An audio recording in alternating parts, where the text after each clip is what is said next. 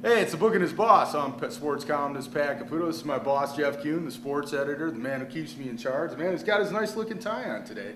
Guess he didn't ride his bike into work today. Did you ride your bike into work today? Nope, I didn't. You didn't? Oh, I knew it. Today. There you go. You got the car. That's good, man. Congratulations on it. If you ever need a ride, just give me a call. I'll give you a spin in. Yeah. No problem. But anyway, a lot going on in the world of sports. There always is. The Tigers headed back the second half of the year. You know, Jeff, they played 4 games below 500 since the All-Star break last year. And I don't know whether that is really what they are as a team. It's more than a full season. Maybe that's a sign they're just not that good. What do you think? You know, what's even more scarier, Pat, is Jim Hawkins points out in tomorrow's paper, since 1984, post-All-Star break, the Tigers have had 2 winning seasons. Man, that's a long time. That's 21 out of 23 or something like that. That doesn't give you much hope for a second-half comeback. But, hey, what played out in the first half is the team's weaknesses. Pitching's an issue here. And unfortunately, hitting was for a while in the first half. But yeah, their hitting's really inconsistent. They are what they are. They're a 500 team is my read. You might have a different thought. But. Well, I keep holding out hope for the fans out there that they're better than that. And I really think they should go out and try to get some help, a left-handed bat, another starting pitcher, and I think it would augment them a great deal. Miguel Ordonez is coming back. That should help him a great deal. He's going to come off the disabled list. I can't help but think that they're not a better team than what they've shown so far. But if you look all down their entire team, and this is the truth, nobody's playing as well as they did last year or the year before. I mean, everybody's a little off. Some of these guys are in pretty good years. Ordonez, Blanco, granted, their numbers look okay, but they're all a little down. Verlander's come on, but his numbers overall are a little down. When you got a whole team that kind of drops down like that, this is what you end up with. But you know what, I had a call yesterday. It's worth pointing out here on the video.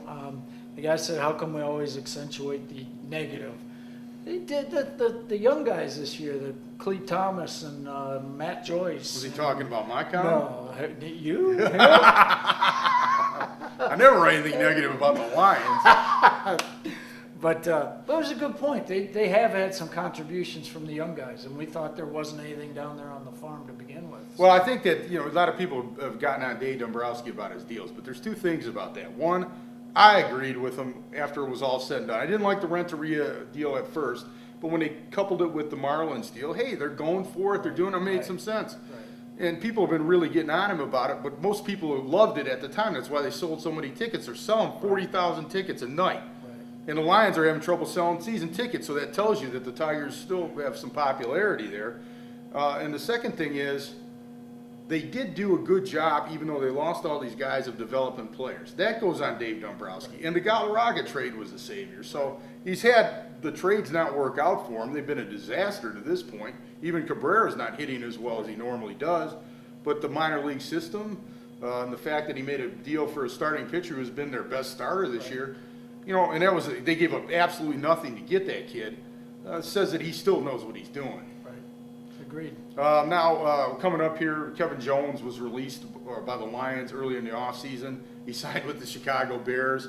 I wrote about this for tomorrow, which is Thursday's paper, but it seems like everybody in his town is just going, yep, this is going to come back and haunt him. Yep. Kevin Jones had signed with the Patriots or somebody else. Nobody even think about it, but the Bears. The Bears. Yeah. That was 2 wins for the Lions last year. Scratch those this year. And Kevin Jones, when they beat him, when they went 6-2 by beating him, Kevin Jones, or 5-2 by beating the Bears on the road, Kevin Jones had 105 yards in that game. Big game, and guaranteed he'll come back and he'll torch the Lions. But he's not. But how? First of all, I had trouble when I was writing about this, assigning blame to the Lions for it because they had to release him. Right. The problem I have is they didn't replace him. Right. They got Tatum Bell as their only veteran running back of note, right. And they're relying on Kevin Smith, the 3rd-round draft pick, who had, I was reading some things in his Pro Football Prospectus book. There's a lot of issues about guys who carry the ball as much as he did in college, especially guys that are taking the 3rd round beyond. There's never been a back that's been successful that's done that. So they're putting a lot on this rookie. why didn't they get somebody else? I mean, there are guys. I mean, Lamont Jordan. I thought they were going to make a deal for him. Was getting squeezed out in Oakland, but here the training camp's just a little over a week away. Obviously, this is not a guy who is buying into that right here, Right now. right now. Not here. Calvin Not Johnson. now. By the way, when you see that commercial, like Calvin Johnson 22 that touchdown pass, they were down by 22 points at the time. It was a 6-yard touchdown pass. It was Calvin Johnson's game where he was getting booed most of the game. So And it was thrown behind him, by the way. yeah, good catch. He leaped way up and got it. He did. What about right now? What about it? But anyway, to me, it's just kind of a ridiculous scenario, and Kevin Jones could hurt him. I like Kevin Jones. I wish him nothing but the best in Chicago. He's a good guy, Pat. And, hey, I hope he does do well against the Lions. Joey Harrington had his moment in the sun coming back. Yeah, but Kevin Jones, I think, is a better running back if he's healthy than Joey Harrington is quarterback. Right, absolutely. And he's only 26 years old. Now, I know he's had 2 real serious injuries, so that could be a factor. He ran pretty well behind a line that couldn't block. Put him behind a line that can, and He might do a pretty good job. He improved as a receiver. And my thing about Kevin Jones is I think that as much as he needs to get healthy, he also needed to change the scenery. Right. I think he was beaten down by the Lions and everything that went on there. imagine that. Yeah. I'm upset about something. Red Wings win the Stanley Cup, and this is Hockey Town, and you got all these great venues around here, and the Red Wings got to play on New Year's Day. I like that in Chicago, and it should be fun, but it's at Wrigley Field, and it's in Chicago. Why are they doing that and not rewarding Detroit? Where would you have it if you had it here?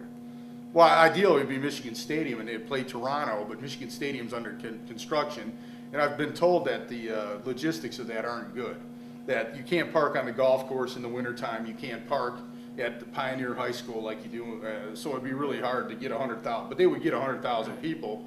Half of Canada would show up for that. Right. Really, literally, Right. if they did it. Or you could have it at Comerica Park. Can't have it at Tiger Stadium unless you want to have a rink there's nothing around it. I think Chicago Wrigley Field's a good setting for me. I think the success they had last year in Buffalo, it doesn't matter where it is really in my book. Just have it outside, have it the weather and the atmosphere is as nice as it was for that game in Buffalo, and I think they should do this every year. Where Michigan may have its time. It's going to be an original 6 or a cold weather team all the time. So I don't know how much you've been to Chicago, but the mule will be going down the ice. Throwing snowballs. All of a sudden he'll blow over because the wind will blow in his face. They'll have to have whoever gets the wind at their back will have an advantage. Good thing Marty Morningwing's not coaching the Red Wings. They'd have a problem. He'd take the wind instead of the puck. Anyway, we enjoyed it doing it today. Don't forget to check out our blogs. Our blogs are terrific. We got Jim Hawkins doing a baseball one. It's very good. The Scooter Dana Garuder, who's, by the way, covering the Shock game tonight. Don't forget to check that out. And Paula Pash does something on the Big Ten. Dave Burkett, Lions training camp's coming up. Dave's doing a terrific job covering the Lions. He's a great writer, and we're happy to have him. And Bruce McLeod is Red Wings blog. Check it all out at theopenpress.com. The Open Book with Pat Caputo as well. That's right, and my audio podcast, which I'll get back to, I don't know, a couple weeks. But anyway. After we make you take 2 days off, right? After I get 2 days off in a row. That's I do. I'm taking 2 days off in a row, and I'm looking forward to it, too. But anyway, no, seriously, I'm blessed to have the job here at the Open Press. Love what we do. Jeff and I both do. And we appreciate all our readers and the people that check out things like this, the book in his box. Till next week, with the American Idol, the real one, James Martinez behind the camera. We'll see you.